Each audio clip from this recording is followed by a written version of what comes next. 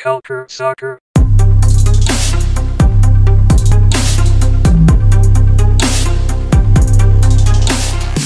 Bonjour et bienvenue à ce nouveau podcast sur le tournoi MLS is back. Aujourd'hui, je suis là, donc toujours l'animateur Adi Raphaël et je suis rejoint par, encore une fois, le duo d'enfer, Lopo Avendano. Salut Alec, salut Lopo, ça va bien les deux? Pleine forme, Adi. Merci de l'invitation encore. Ben, ça fait plaisir, c'était tellement le fun la dernière fois que je me suis dit on répète ça. Lopo, en forme? Ouais, pas mal. Merci Adi de nous inviter. Écoute, encore une fois, on va avoir un beau sujet aujourd'hui. Ben oui, on va avoir un excellent sujet. Donc, comme d'habitude, on est là pour parler de ce tournoi de MLS is back.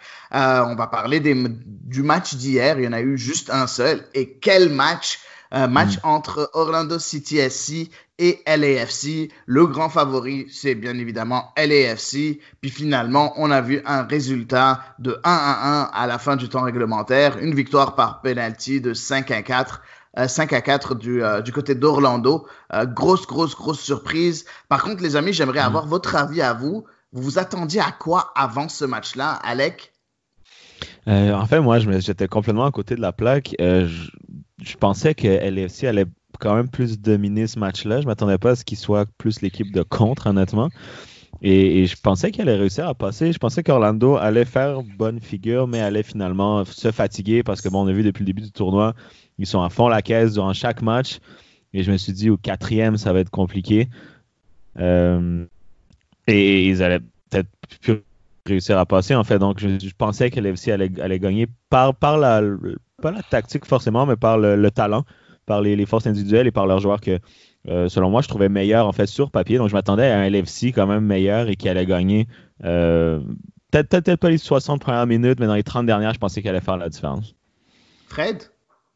Ouais, ben c'est facile de parler de nos attentes après le match parce qu'on connaît le résultat maintenant, mais honnêtement, j'ai vu à quel point dans le dernier match contre Seattle, LAFC, oui, il a dominé le match, mais il aurait pu gagner 9-0 aussi. Je pense que c'était une équipe qui était en confiance, puis surtout un Rossi qui dominait le tournoi jusqu'à maintenant. Je pensais, par contre, pendant le match contre Orlando, une équipe qui met excessivement de la pression, que les joueurs de l'FC allaient avoir un peu moins de temps, et puis que le résultat allait être en faveur d'Orlando. Et pour le moment, ça m'a donné raison. Ils ont réussi à gagner ce match-là. Ouais, effectivement. Écoute, nous, dans le dernier podcast, quand on parlait, on a fait nos prédictions pour les quarts de finale. J'étais avec Anthony de Varenne. Puis j'avais dit à Anthony de Varenne, pour moi, LAFC, ils ont prouvé qu'ils sont capables de marquer autant qu'ils veulent. Et ils vont toujours trouver un moyen de trouver le fond des filets. Donc, même si jamais ils encaissent 3 buts parce que leur défense est nullissime, je m'attendais à ce que LAFC parvienne à marquer toujours un 4e but ou toujours gagner par 1 but d'avance ou 2 buts d'avance. Puis finalement, Anthony, lui, il a dit, écoute, j'ai pas de raisonnement derrière tout ça, mais j'ai comme l'impression que Orlando va passer. Et je lui ai dit, si jamais c'est vrai, bah, je vais t'appeler le devin. Donc, petit coucou à Anthony de Varenne, le devin. C'est fini, c'est ton nickname dorénavant, là. Il a réussi à deviner, que Orlando allait passer. Très sérieusement, moi, je m'y attendais pas. Je m'attendais à ce que ce soit difficile comme Alec l'a dit. Parce que Orlando est très, très bien en place, a vraiment un système de jeu assez précis et on sent un sorte de collectif. On sent quelque chose qui va bien dans ce groupe-là, et un collectif qui fait du sens. Chaque joueur sait ce qu'il fait, et je sens que je me répète parce que chaque fois que je parle d'Orlando, c'est un peu ce que je vois du côté de Philadelphie. C'est ce collectif-là qui fait du sens. Tout le monde connaît son rôle, tout le monde sait ce qu'il a à faire, puis tout le monde le donne au meilleur de ses capacités. Ça, c'est mon point de vue à moi. Mais commençons à parler par les deux 11 de départ. Et comme ça, on va voir, on va encore plus, je pense, ça va encore plus mettre en lumière le collectif d'Orlando. Commençons donc Orlando. Pedro Gallese dans les buts, Juan à droite, la défense centrale, Antonio Carlos, Robin Jansen, à gauche, Joao Moutinho, Les deux milieux de terrain dans un 4-2-3-1, c'était Oriol Rosell et Jackson Mendes. Les trois milieux offensifs, Chris Muller à droite, Mauricio Pereira au centre et à gauche Nani et en pointe Tesho Akindele. Du côté de LAFC, Kenneth Vermeer dans les buts, à droite Tristan Blackman, les deux défenseurs centraux Dejan Jakovic et Eddie Segura, à gauche Diego Palacios. Les trois milieux de terrain dans un 4-3-3, c'était Blessing, Atuesta, Kay et les trois devant, donc à droite Brian Rodriguez, à gauche Diego Rossi et en pointe Bradley Wright Phillips. Fred, t'as pensé quoi de ces deux 11? Est-ce qu'il y a quelque chose qui t'a encore un peu étonné ou est-ce que pour toi c'était effectivement ce à quoi tu t'attendais? Non, au niveau des 11, je pense que c'était assez prévisible. Il n'y a pas vraiment de joueurs qui m'ont surpris d'être présents là. La seule chose, on en a parlé dans notre dernier podcast ensemble, la performance de Mendes, à quel point il avait été bon dans le dernier match. Donc, je le voyais encore dans l'effectif à la place de Junior Urso. Mais sinon, non, je pense que c'était les 11 favoris pour les entraîneurs. Je pense pas que... Bon, c'est sûr que LFC aurait aimé avoir Vela avec lui. Mais sinon, je pense que c'était les 11 joueurs de chaque côté qui en ont donné le plus à leur entraîneur depuis le début du tournoi. Alec? Ouais, je suis un peu d'accord avec Fred. Donc, surtout pour Orlando, comme tu l'as dit, ils ont vraiment leur effectif, leur tactique, leur collectif en place. Je ne m'attendais pas à ce que ça bouge non plus. On ne change pas une formule gagnante, comme on dit. Côté LFC, encore une fois, je pense que c'est les meilleurs joueurs qui étaient sur le terrain, de l'effectif disponible. Clairement, un Vela, tu vois qu'il aurait fait une différence, mais quand même, effectif solide. Puis non, pas trop de surprises, honnêtement, de mon côté pour les 2-11. Non, pas des surprises, mais quand même, moi, j'ai trouvé qu'il y avait quelques petites choses que, en fait, surtout du côté de Bradley, je pense qu'il a eu des certitudes après ce tournoi-là. Ouais. Je sais qu'il a essayé, par exemple, Pablo Cisniega dans les buts. On a vu que c'était un flop monumental, même si Vermeer avait pas très bien fait lors de son premier match. Vermeer est vraiment la valeur sûre devant la cage. Mais aussi, on a vu aussi qu'il a tenté Latif Blessing à plusieurs reprises en tant que latéral droit, avec Blackman en tant que défenseur central parce que Jakovic c'était pas trop ça, puis il a remarqué que non, ça marche pas mieux. Il y a un gros problème défensif du côté de Los Angeles. Il n'y a pas assez de talent, selon moi, et je pense qu'on en avait parlé aussi la dernière fois. Il y a juste Segura, honnêtement, qui est vraiment un joueur de MLS. Sinon, c'est des gars de USL. Palacio, c'est quand même pas mal, l'Équadorien sur la gauche. Moi, je l'aime bien. Après, il aurait dû avoir un rouge hier. Exactement. Mais c'est pas un mauvais joueur, je trouve, Palacios. Après, oubliez pas, on n'a toujours pas vu Andy Nahar, il est toujours sur le banc, le latéral droit d'Anderlecht, qui a pas, je sais pas qu'est-ce qu'il attend pour, peut-être qu'il n'avait pas complété sa préparation, on sait pas trop. Par contre, j'aimerais lancer du côté d'Orlando City, on sait, Dwyer est blessé, on le sait que Junior Urso est blessé, donc on avait préféré Mendes. Mais sinon, c'est le même 11. À part les blessures, c'est le même 11 de match en match. Et ça porte ses fruits. Ça porte ses fruits. Donc, notre ami Oscar Pereira, il choisit le même 11. Il leur a donné chacun leur manière de faire. Puis ça marche. Je sais pas si c'était peut-être la tactique à suivre pour tout le monde, d'avoir un peu le même 11. Moi, je pense que oui. Et je pense que dans un tournoi, c'est important. Et surtout après cette longue période où il n'y avait pas de match. Vous en pensez quoi? Non, je suis d'accord.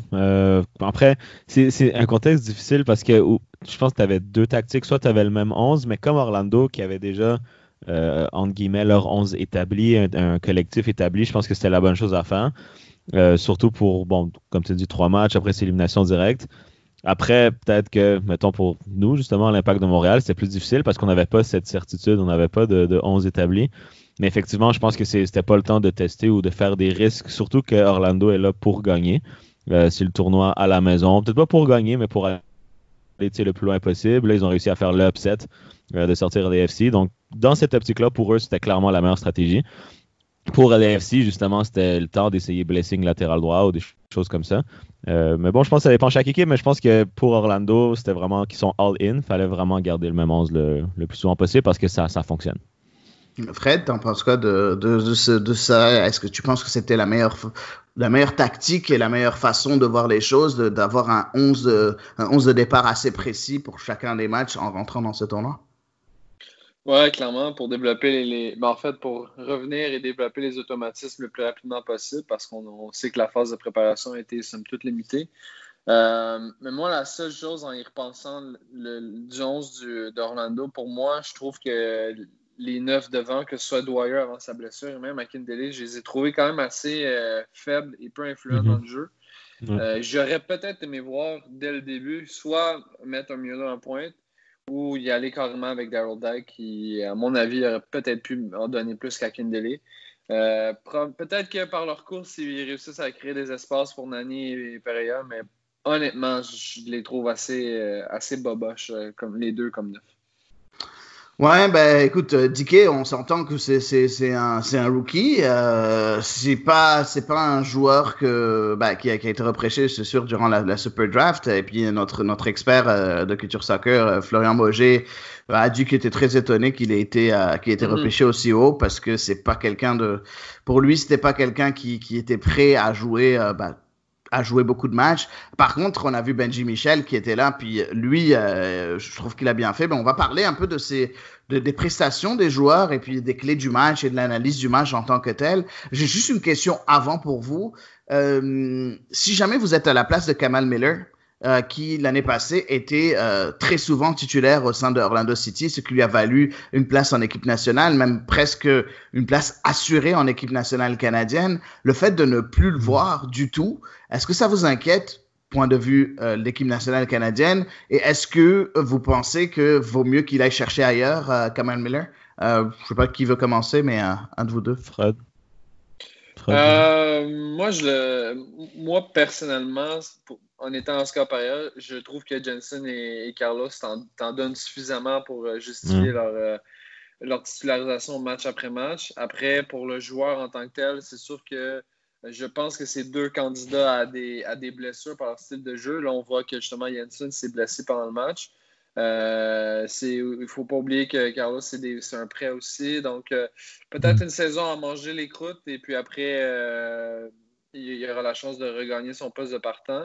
Mais je ne pense pas que c'est un titulaire indiscutable en MLS. Je pense que c'est un joueur qui a encore à prouver, à mon avis. D'accord, Alec? Ouais, après, bon, il y a 23 ans aussi. Peut-être à voir comment l'année se déroule, comment l'année d'après se déroule. C'est vrai que pour l'équipe nationale canadienne, c'est inquiétant parce que surtout défensivement, c'est peut-être le point faible. Donc, on est à la recherche de ces fameuses certitudes-là, de ces joueurs qui s'établissent dans les ligues importantes comme la MLS. Donc, oui, c'est sûr, c'est inquiétant un peu.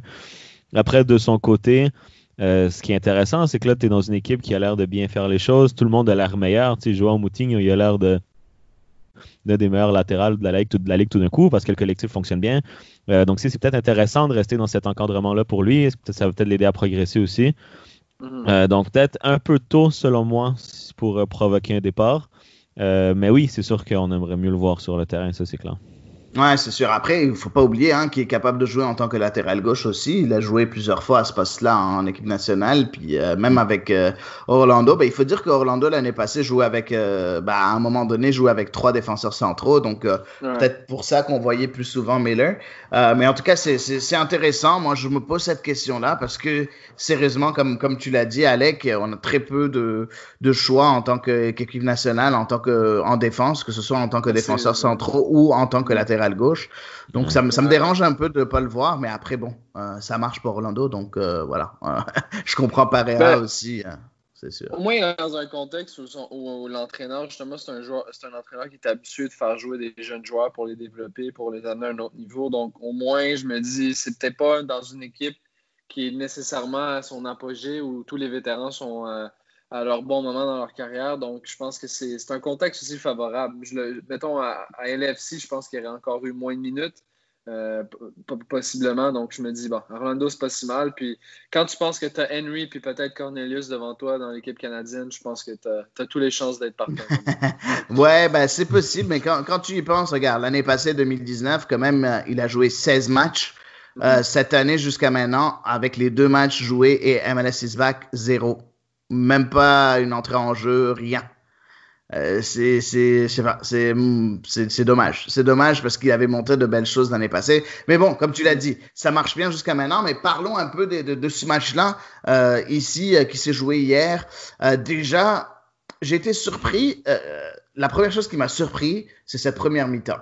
Cette première mi-temps où je trouve que Orlando a complètement, mais vraiment dominé LAFC, même s'il n'y avait pas eu, on n'a pas vu vraiment de chances extraordinaires qui se sont passées des deux côtés, à part, c'était en première mi-temps, si je me trompe pas, le but refusé pour, c'est ça, à la 33e minute, le but refusé pour hors-jeu de la part de LAFC, qui pour moi, c'était complètement contre le cours du jeu. Puis quand j'ai vu ce but-là, je me suis dit, ah merde, encore une fois, un match qui va basculer pour le favori contre le cours du jeu. J'aime pas ça d'habitude.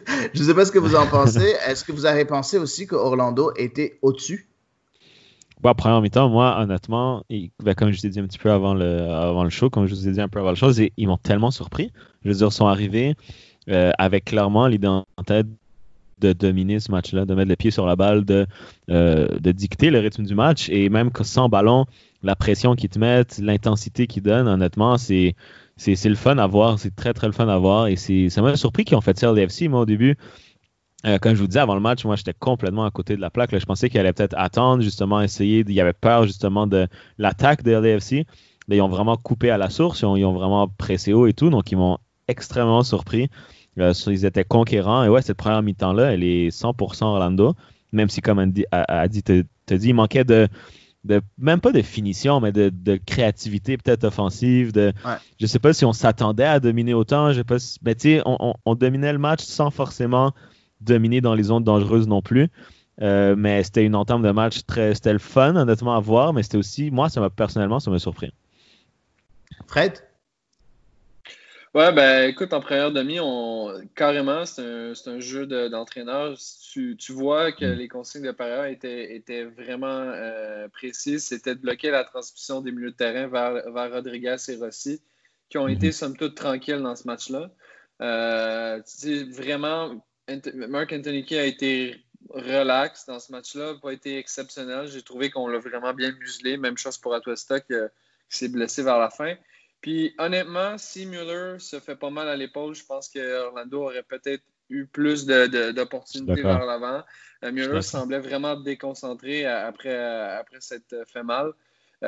Puis j'ai trouvé justement Orlando peut-être soft en contre-attaque, mais la pression, la façon qu'on a muselé Orlando, LAFC, c'était vraiment la chose à faire. Puis je pense que c'est justement ce qu'on doit faire contre une équipe qui aime avoir le ballon et qui aime attaquer dans les flancs. Exactement. Je suis content que tu mentionnes, excuse-moi, Adi, je suis content que tu mentionnes vas-y. Chris Mueller. Je trouve que honnêtement, il m'impressionne beaucoup. Là. Je trouve qu'il est à un petit peu plus de sang-froid ou à du sang-froid là, carrément, de devenir un très grand joueur de MLS. Là. Je veux dire, il crée des actions de rien, il est capable de dribbler 2-3 gars. Le sang-froid, il est catastrophique, mais s'il arrive à avoir une finition correcte, je pense qu'il peut faire très, très mal. Ben, sérieusement, je me rappelle lors de la Super Draft où il y avait Chris Mueller 2018. Moi, je voulais vraiment que l'Impact de Montréal prenne Chris Mueller parce que je l'avais vu jouer. J'avais vu un peu son profil de joueur et pour moi, c'était le joueur lors de cette année-là, le joueur à prendre du côté de l'Impact de Montréal. Bon, finalement, on sait très bien ce qui arrive avec l'Impact de Montréal qui snob complètement ces drafts et on voit tellement de bons joueurs sortir de cette draft. C'est sûr. Surtout pour le premier tour. Le deuxième tour, c'est sûr, ça devient un peu plus compliqué. Mais dans le premier tour, il y a toujours de bons joueurs. Puis si jamais tu as fait ton scouting comme il faut et tu as fait tes observations comme il faut, tu peux trouver des joueurs finalement qui te coûtent pas grand-chose, qui peuvent venir t'apporter un plus. Mais revenons sur Chris Mueller en tant que tel. Je suis content que vous ayez parlé de ce joueur-là qui est pour moi vraiment extraordinaire et je trouve que la machine Orlando City est marche un peu moins bien quand Chris Mueller est pas là. Clairement. Par contre, tu vois que quand Dwyer est pas là, la machine marche encore, même avec Kindele. Quand Pereira n'est pas là, parce que souvent Pereira est remplacé par Pereira, aussi ça marche encore. Par contre, on voit que Mueller-Nani, on a comme l'impression que c'est les deux ailiers qui sont parfaits pour le système de jeu de Oscar Pareja. Après, je ne compare pas Mueller à Nani. Nani est de loin meilleur, c'est sûr. Mais n'empêche, il y a cette ils ont le profil de dynamiteur. Là. Exact, t'as tout compris. Donc, la vivacité qu'amène Muller, où c'est le gars qui court un peu partout, qui va être un peu partout, qui va switcher de temps en temps avec Nani, qui apporte cette vivacité au jeu offensif, qui est quand même assez intéressante. Puis tu as complètement raison, Fred, quand tu dis que Muller, quand il est tombé et qu'il s'est blessé à l'épaule, on a senti que Orlando, elle a un peu baissé le pied. Puis à la mi-temps, quand il a été remplacé par Benji Michel, qui est un autre style de joueur. Il est beaucoup plus physique, beaucoup moins dynamiteur que ça. Hein? Plus ligne droite un peu, Michel. C'est ça, exactement. Mais c'est surtout c'est un 9, hein. C'est un attaquant de pointe. Ce n'est pas moi ce que j'aurais fait à la place de Pareja, c'est que j'aurais mis Akindele qui est capable de jouer sur l'aile, puis là j'aurais mis Michel en pointe. Mais on ne peut pas refaire le match. Mais qu'avez-vous pensé de cette deuxième mi-temps? Selon moi, la deuxième mi-temps, on a vu LAFC un peu se réveiller, non? Ouais, surtout plus confiant. Balle au pied, j'ai l'impression. Et surtout, encore une fois, l'ajustement tactique de Bradley, je pense aussi. Et Orlando, j'ai l'impression que le plan A fonctionne très bien et qu'on ne va pas le bouger non plus. Tu sais, je veux dire, LAFC s'est adapté. Comme nous, on s'était adapté l'Impact aussi en deuxième mi-temps. Et Orlando était peut-être un peu pas moins fort, mais je veux dire plus prévisible. Et aussi l'absence de Chris Miller qui a l'air d'une tactique qui est assez rigide, mais qui laisse beaucoup de liberté d'expression à Nani et à Chris Miller. Et quand on enlève un, ça devient un peu plus prévisible, évidemment. Mais ouais, c'est plus équilibré. Plus aussi, on a peur de prendre le premier but aussi. Mais j'ai trouvé quand même les deux équipes très solides. Orlando, c'est leur maturité, moi, j'ai envie de dire, qui m'impressionne et qui vont se battre jusqu'à la fin. Même le but là, qui arrive très, très tard et qui arrive presque de nulle part. Cette combativité-là, honnêtement, top, et qui sont capables de garder ça. Après, quand tu fais une première mi-temps aussi forte qu'eux l'ont fait contre l'FC, contre les favoris, et tu marques pas de but, c'est souvent démoralisant. Tu vas finalement te fatiguer beaucoup plus. Et eux, honnêtement, j'ai pas l'impression que ça s'est ressenti tant que ça. Donc, moi, je m'attendais justement qu'ils croulent en deuxième mi-temps et je les ai trouvés, en fait, matures. Là. Ils sont quand même restés solides, confiants, et même s'ils ont pris un but. Donc, j'ai bien aimé la deuxième mi-temps également. Fred? Moi, j'ai eu l'impression, justement, comme quand Orlando a joué contre l'Impact de Montréal, ils ont peut-être levé le pied en deuxième demi parce que c'est sûr que c'est très taxant physiquement, leur façon de presser. Tu vois que Russell est super bon pour bloquer les lignes de passe puis attaquer le porteur de ballon pour pas qu'il se tourne. Mais là, tu vois qu'il manquait un peu de jus. Mendez, on a vu ses limites dans ce match-là. Dans le dernier match, il avait été vraiment, vraiment bon. Puis là, tu as vu, OK, c'était son niveau. Il était dans une journée moyenne. Il n'était pas dans la meilleure journée de sa vie. Donc, tu vois qu'il y avait ces limites-là. Puis, honnêtement, Nani aussi, je l'ai trouvé un peu cramé physiquement. J'ai trouvé que dans les occasions qu'il y a eu à 1 contre 1, n'a peut-être pas su exploiter Tristan Blackmon, qui, à mon avis, n'est peut-être pas le meilleur latéral droit de la Ligue. Donc, je me dis, ils ont poussé, ils ont été responsables défensivement pour maintenir le 0-0 en première demi. C'est sûr qu'avec peut-être un Mueller un peu plus en forme, pas blessé, ça aurait peut-être aidé à aller chercher leur but, justement.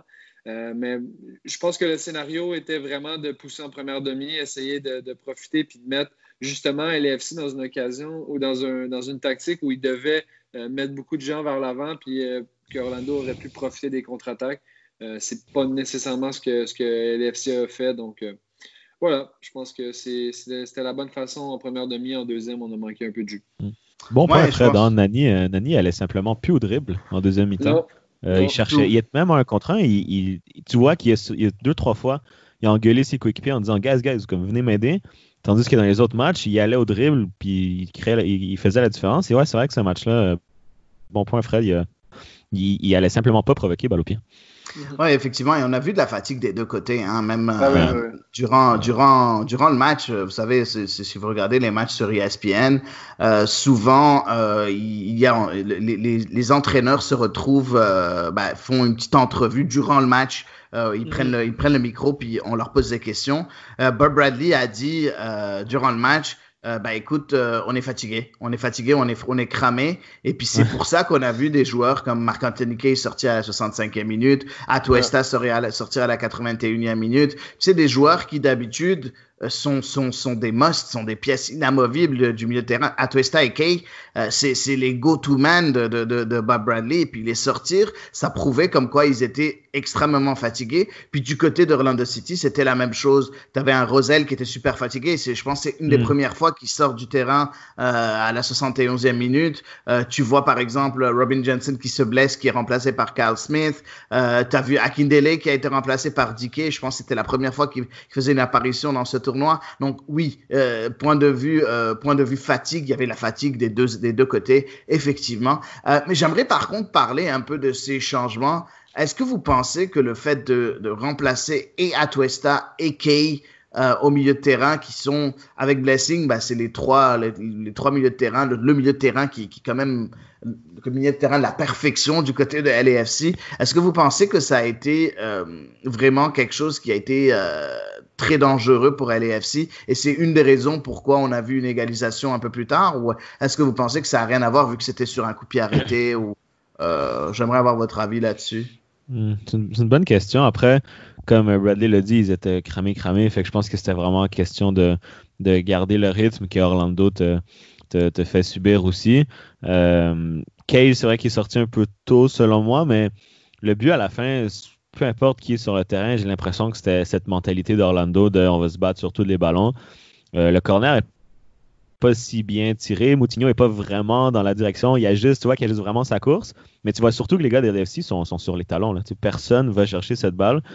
Donc, je sais pas si c'est les changements qui auraient pu empêcher ça, mais clairement, les gars étaient brûlés. Puis je pense que les changements, quand tu changes 2 milieux de terrain sur 3 d'habitude, c'est parce que, bon, soit que les gars sont pourris, mais ils étaient pas, je pense pas qu'ils étaient catastrophiques, mais c'est question physique. Je pense qu'il y avait de la misère à contenir l'attaque d'Orlando. Et aussi, Rossi défend, mais il va pas défendre 90 minutes non plus. Donc, je pense qu'il fallait juste des poumons, il fallait juste des jambes. Donc, je pense que c'était juste une question physique, selon moi. Ouais, Fred, toi aussi, tu penses que c'est une question physique ou un manque de concentration dû à la fatigue, par exemple?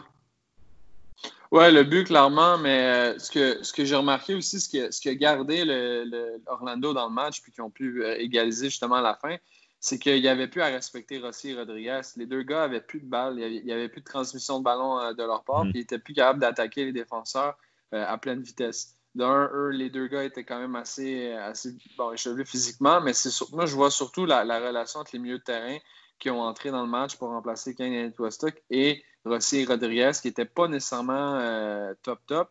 Puis, je ferai un parallèle avec la grosse époque du TFC où Giovinco était là. Ben, si tu n'avais pas Bradley et Osorio qui levaient la tête pour lui faire la passe, c'était un joueur qui était vraiment absent puis qui ne servait à rien ultimement. Puis je pense que c'est exactement ce qu'on a vu d'Orlando dans ce match-là. On a réussi à bloquer la transmission. Puis je me rappelle, dans les bonnes années de Marco Donadel, c'était le gars qui s'occupait que le ballon ne se rende pas à Giovinco. Puis après ça, Toronto était difficile. Il y avait beaucoup de difficultés à marquer des buts. Puis c'est ça qui est arrivé. T'enlèves Kay, t'enlèves Atuesta, deux gars qui sont capables de faire la transmission à tes alliés qui sont hyper dangereux. T'as pas Vela à respecter dans ce match-là. Après ça, je pense que c'est une question de temps. Tu fais juste les user, puis après ça, tu marques en contre-attaque ou en corner comme Orlando a réussi à faire. Vraiment, pour moi, enlever Kay et Atuesta dans le match, je sais que c'est physique, mais c'est là que tu as perdu la bataille, à mon avis. Tu sais, je suis un peu d'accord avec toi parce que j'ai senti effectivement qu'il y avait plus, après qu'il soit sorti, on sentait qu'il y avait plus grand chose au milieu de terrain et je suis complètement d'accord avec toi. Et c'est pour ça que j'ai posé cette question parce que je voulais voir si vous aviez vu un peu la même chose que moi. Par contre, une chose que j'aimerais un peu vous remettre un peu dans le fil du match. Est-ce que pour vous, on a vu déjà, Alec, tu as déjà mentionné qu'après la première mi-temps, quand tu vois qu'une équipe domine comme ça, on a tendance à penser qu'une équipe va s'écrouler en deuxième mi-temps. J'aime beaucoup ça parce que c'est ce que j'ai pensé moi aussi durant le match. Puis juste après, quand tu vois que bon, il y a eu le but déjà en première mi-temps, le but refusé pour LAFC avec raison. Mais juste après, tu vois le penalty sauvé par Kenneth Vermeer, le gardien de LAFC. Puis 3 minutes plus tard, le but de Bradley Wright Phillips. là, tu te dis, c'est fini. Ils vont jamais trouver les ressources nécessaires pour revenir au score. Est-ce que vous pensez exactement comme moi, ou moi, dans ma tête, je me disais, soit ça va finir 1-0, soit ça va finir 3-0 à l'AFC. Pour moi, j'y croyais plus parce que, et là, je parle à la 60e minute après le but de Red Phillips. Je me dis, ils ont tellement donné d'efforts, ils sont pas récompensés. Là, ils vont commencer à s'écrouler. Est-ce que vous avez pensé à la même chose, vous aussi? 100%. C'est la même chose, comme je te dis, quand il a raté le penalty, déjà, je me suis dit, bon, ça va faire mal. Et souvent, occasion manquée, but de l'autre côté, but direct du LFC. Et comme tu as dit, c'était le scénario classique de l'équipe surprise, entre guillemets, qui domine la grande équipe, qui rate une occasion, ça c'est un penalty, mais qui rate une occasion de façon miraculeuse. Et après, se prend un but de l'autre côté, normalement, c'est que c'est fini. Là. Normalement, tout le monde s'écroule, les jambes sont coupées, ils vont s'en prendre peut-être un ou deux après. Ça ressemblait au scénario classique, mais finalement, quand tu voyais peut-être l'allure du match, Orlando s'est jamais écroulé, même que j'avais l'impression des fois que c'était eux qui menaient 1-0, tu sais, de la façon qu'ils jouaient. Et le but est complètement mérité. C'est vraiment à l'image de cette équipe-là. C'était à l'image de Coutinho qui plonge dans le milieu de tout le monde, la tête première. Vraiment, il voulait cette balle. Puis, honnêtement, c'était parfait. C'était vraiment mérité. J'étais vraiment content que Orlando a marqué à la fin. Mais oui, il a dit, effectivement, je pensais comme toi. Je me suis dit, bon, c'était le fun. C'est dommage pour eux, mais au moins ils paraissent bien. Mais finalement, non. Ils sont revenus. Fred? Ben, après le premier but de Bradley, Bradley Phillips, je me suis dit, bon, écoute, c'est pas mal. Les LFC ont peut-être justement l'occasion d'aller mettre un deuxième but puis mettre le clou dans le cercueil. Mais après, LFC ont tellement été mauvais dans le dernier tiers. Puis je me suis dit, si LFC n'est pas capable d'en mettre un autre, sur la longévité, je voyais les joueurs fatigués qui avaient vraiment de difficultés. On s'entend, le but de l'FC, c'est un effort individuel de Rossi, puis c'est un tap-in pour Red Phillips. Ouais. C'est une erreur de Mendes. Oui, clairement. Exactement, oui. Clairement, puis après ça, tu dis, ils n'ont pas réussi à être bons, ils n'ont pas réussi à marquer plus de buts. Je pense que ça va les rattraper. Puis je regardais les stats après le match, là. Il y a pratiquement une passe sur deux dans le dernier tiers de l'FC qui n'a pas trouvé preneur. Tu peux pas gagner un match comme ça. C'est impossible. Puis au total, 72% de passes réussites, tu peux pas gagner un match comme ça. C'est faible. C'est très faible. Non, tu as complètement raison. Tu as vraiment raison. 72%, c'est d'habitude très, très faible. D'habitude, les équipes qui jouent bien se tournent autour de 80-85%. Donc, je suis complètement d'accord avec toi. Par contre, j'aimerais parler un peu de la performance des deux gardiens parce que j'ai bien aimé c'est la performance des deux gardiens. Je sais que sur le but, et Alec l'a mentionné un peu plus tôt, peut-être que Vermeer aurait pu sortir. Il y a une erreur de positionnement sur le but d'Orlando. Par contre, Vermeer, il a fait un arrêt.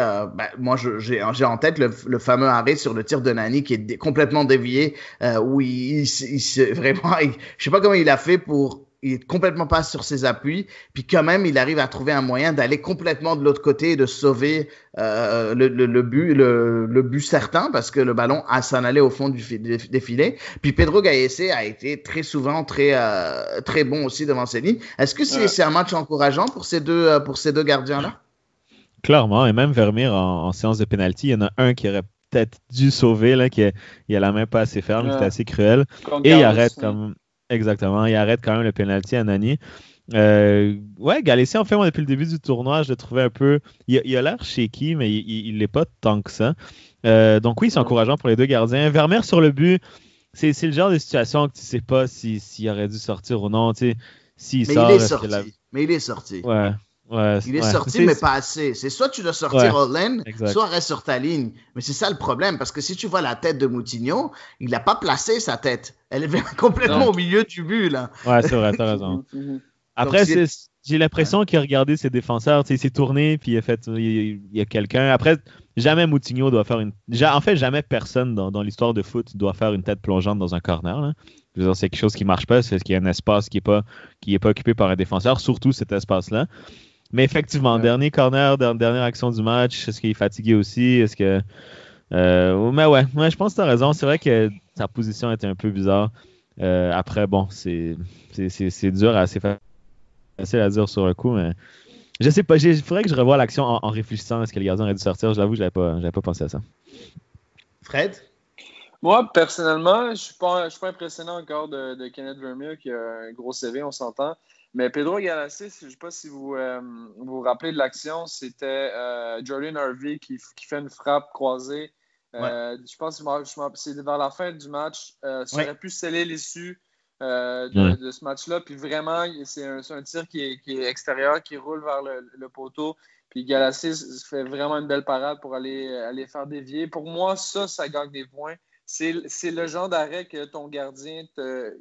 C'est un arrêt que des bons gardiens vont faire, puis un gardien moyen ne le fera pas. Je trouve que c'est là, dans mon estime, qui a gagné. Après, les deux gardiens n'ont pas mal paru nécessairement sur les buts. Mais Pedro Galassi, pour l'instant, honnêtement, moi, il me surprend dans la façon de faire. Puis surtout, avec une défense qui n'est pas exceptionnelle, je le trouve bon. Effectivement, donc le tir de Jordan Harvey, c'était à la 88e minute. L'arrêt de Galassi que tu as mentionné, mais très sérieusement, il est tellement subtil que tu le vois pas facilement à l'œil nu. Moi, j'avais pas vu ça, mais après c'est au replay que j'ai pu remarquer, à la reprise que j'ai pu remarquer que il a vraiment touché. C'était vraiment un bel arrêt. Faut pas oublier que Galassi, c'est le gardien titulaire de l'équipe nationale péruvienne.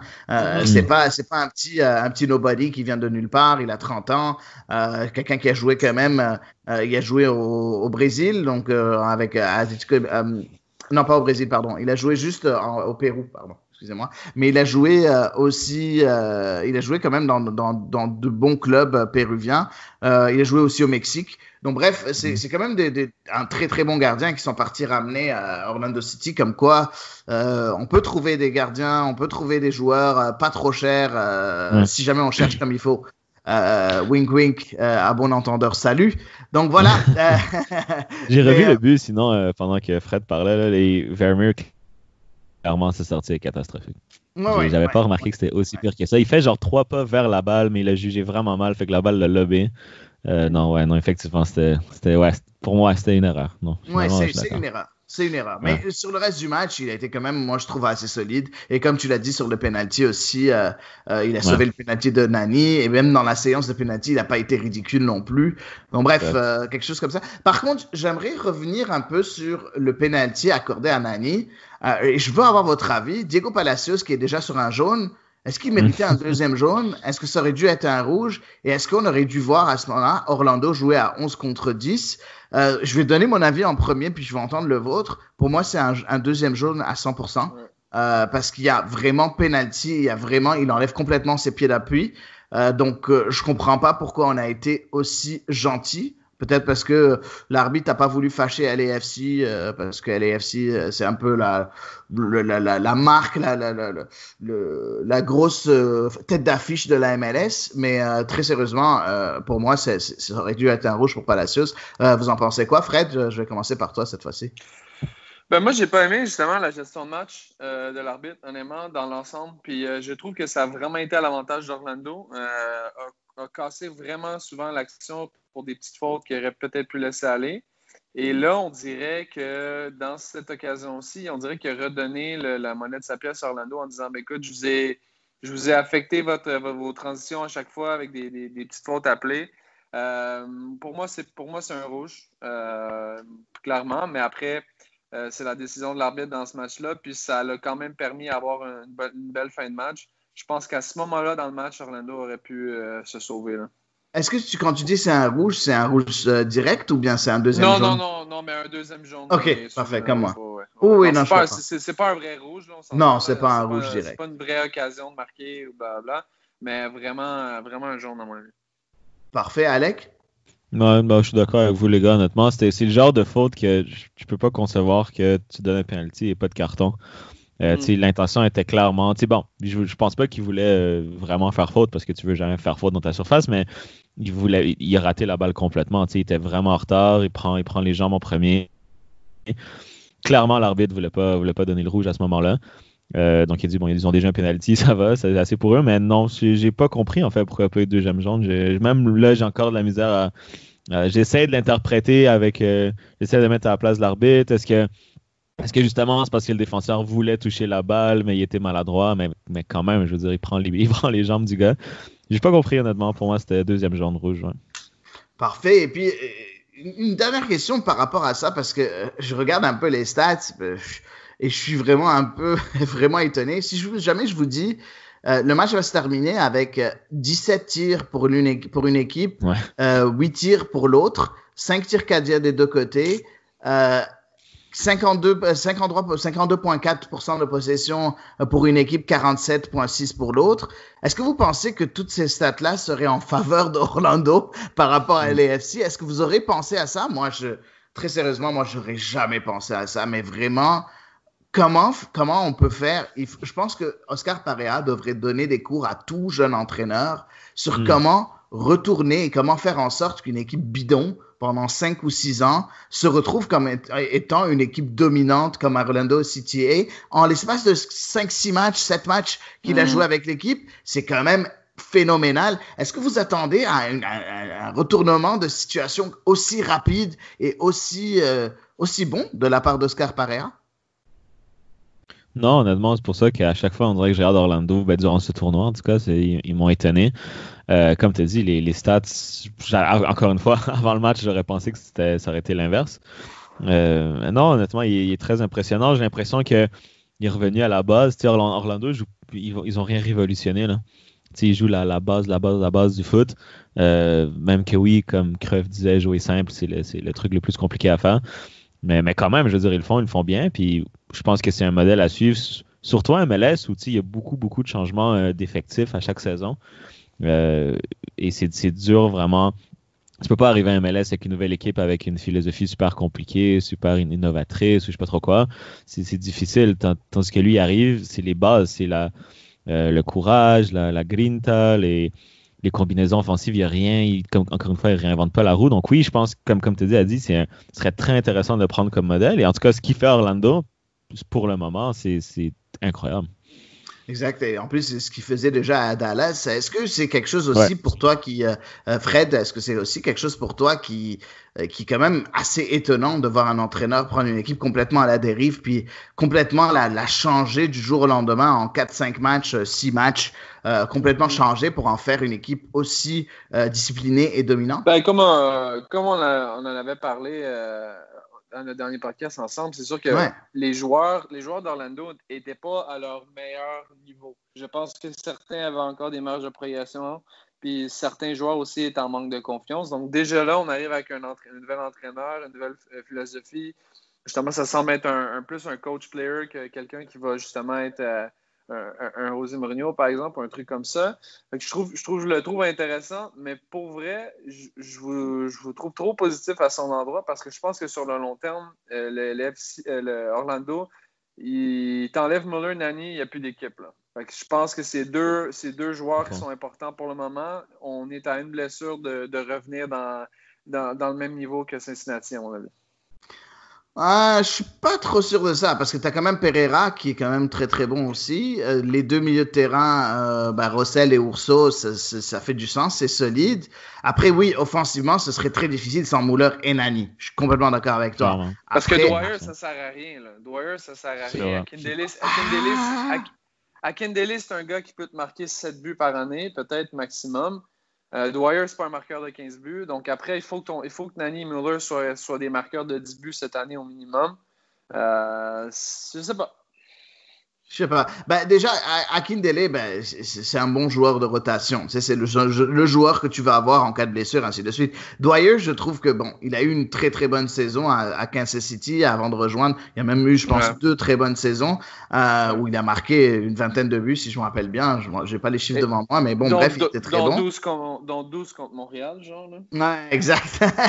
Non, mais je pense que Dwyer, ce qui est intéressant avec quelqu'un comme Dom Dwyer, vu que c'est un peu, on appelle la petite peste, et on appelle le joueur qui va vraiment perturber le monde, mais c'est le gars qui va venir, il va jouer des coudes pour libérer des espaces aux deux ailiers qui sont Muller et Nani. Donc il fait beaucoup de sens, mais c'est sûr que la production offensive se repose sur les 3 milieux offensifs, donc Pereira, Muller et Nani. Et à ce moment-là, c'est là où je comprends, je suis d'accord un peu avec toi, mais écoute, finalement, quand tu as 3 joueurs qui peuvent faire des différences, écoute, t'en as pas beaucoup d'équipes. Ouais, c'est ça. T'en as pas beaucoup d'équipes dans la MLS qui ont 3 joueurs qui peuvent faire des différences. Donc, je sais pas, déjà offensivement, là, moi j'en connais pas beaucoup. En tout cas, sur les équipes canadiennes, je regarde et Vancouver et Montréal et même Toronto maintenant, ils n'ont pas 3 joueurs qui peuvent faire la différence. Ben oui, Toronto, oui. Toronto, Toronto. Piatti, Pozzuelo, là, c'est... Piatti, pour moi, c'est pas un bon joueur. C'est plus un bon joueur. Ah, du tout. Mais moi, j'ai pas d'interrogation sur lui. Je sais pas encore. Mais moi, il était bon sur certaines actions, mais je sais pas s'il va être dominant en MLS, mais il y a du ballon, ça, c'est ça. Ouais, oui. J'espère bien qu'il a du ballon. C'est un joueur désigné. Mais bon, bref. Revenons à ce match-là. Tu veux qu'on parle de joueurs désignés qui n'ont pas de ballon? Je peux t'aider. Revenons à ce match-là. Donc, j'aimerais que vous me nommiez. Je ne sais pas si vous avez quelque chose à ajouter sur l'analyse du match ou bien si on passe directement au meilleur et au pire joueur du match pour chacun d'entre vous. Ouais, on est prêt, je pense. Ouais, on est prêt. Ouais. C'est dur, mais on est prêt. C'est pas dur, tu vas voir, tu vas réussir. Allez, Alec, donne-moi le meilleur et le pire joueur du match pour toi. J'ai eu de la difficulté, honnêtement. Moi, première mi-temps, j'avais Mendes, je le trouvais trop bon. Après, il fait l'erreur du but et il s'est comme un peu éteint. J'ai envie de le donner à Moutinho juste parce que déjà son but à la fin, mais aussi parce que Rodriguez, je ne l'ai pas vu du match. Je pense que défensivement, il est très, très fort, très constant.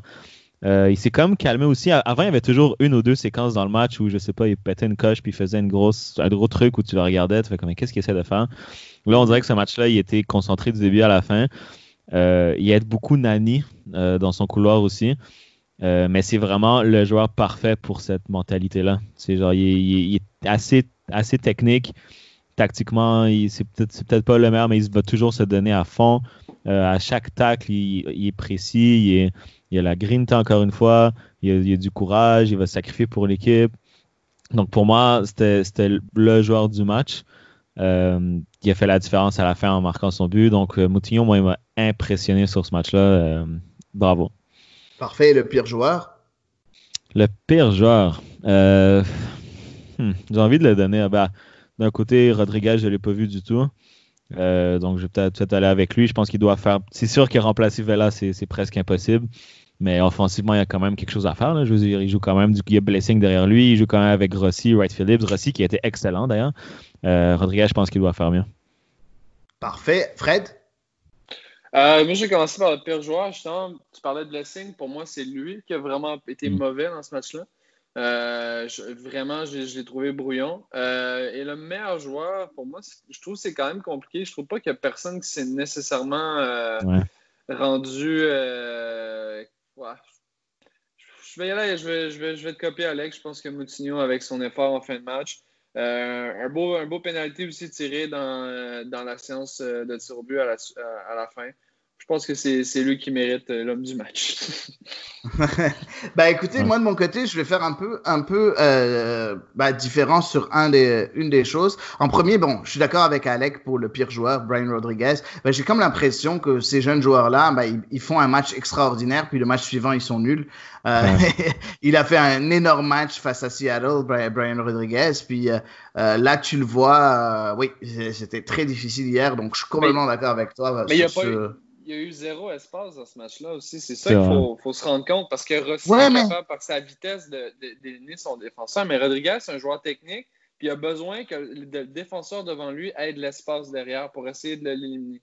Là, honnêtement, jamais le ballon au moment pour éliminer un défenseur devant lui. Jamais. Ouais. Mais c'est là, à ce moment-là, où tu dois développer et te trouver d'autres choses à ta palette technique pour faire la différence. Après, il est jeune, hein, il a 20 ans, il a le temps d'apprendre. Mais quand tu vois que Rossi a 22 ans puis il est capable de faire ça, peut-être que Rodriguez ne trouvera jamais cette vitesse-là, mais il faut qu'il s'améliore dans ce domaine-là, au moins qu'il soit un peu plus rapide. Pas de là à être que ce soit sa faculté numéro 1, mais il doit faire un peu plus. Et je pense, c'est pour ça que pour moi, surtout après avoir vu ce qu'il était capable de faire contre Seattle, Je m'attendais à un peu plus de la part de Brian Rodriguez. Pour le joueur du match, j'ai beaucoup aimé João Moutinho. Wink Wink, un autre joueur repêché lors de la draft, premier par LAFC, en fait. Et puis, comme quoi, 2 ans plus tard, c'est un très bon joueur de MLS, je trouve. Il a sa place peut-être dans la plupart des équipes de MLS en tant que titulaire, en tant que latéral gauche, je trouve. Donc bref, comme quoi, il y a encore de bons joueurs à la draft. Par contre, le joueur du match pour moi, c'est Pedro Gallese, le gardien de Orlando City. Je trouve qu'il a été là au moment où il fallait. Peut-être un tout petit peu fautif sur le but de Bradley Wright Phillips, où il aurait dû peut-être couper la trajectoire du centre. C'était difficile. C'était difficile. Ça, je trouve dur parce que ça, c'est le rôle du défenseur. Là. Au premier poteau, comme ça, là. Ouais, mais justement, quand tu vois que ton défenseur a été, que l'attaquant s'est démarqué facilement de ton défenseur, tu peux un peu sortir. Après, je suis dur, je le dis, mais je peux comprendre quelqu'un qui me dise il aurait dû faire peut-être un peu mieux. Je peux comprendre ça quelque part. Par contre, dans le reste du match, il a été quand même très très bon. Il a fait les arrêts qu'il fallait quand il fallait, et c'est sûr, c'est grâce à lui que Orlando passe, parce que c'est lui qui arrête, qui fait peur à Jordan Harvey, qui a fait une transversale.